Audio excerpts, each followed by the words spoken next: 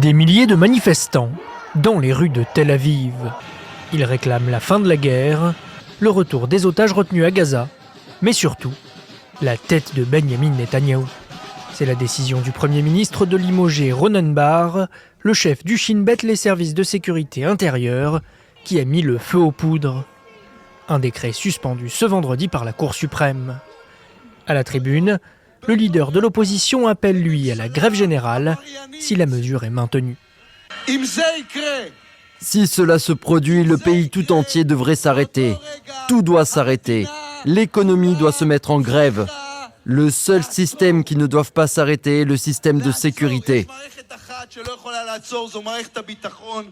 Le Shin Bet enquêtait sur les failles qui ont permis les massacres du 7 octobre 2023 et sur des suspicions de pots de vin reçus par des proches du Premier ministre en provenance du Qatar.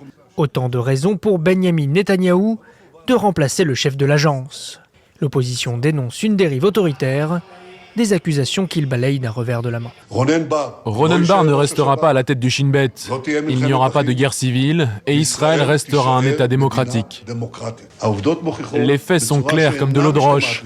Le licenciement n'était pas destiné à empêcher l'enquête, mais c'est l'enquête qui était destinée à empêcher le licenciement. Alors dites-moi, qui ici agit avec des arrière-pensées ?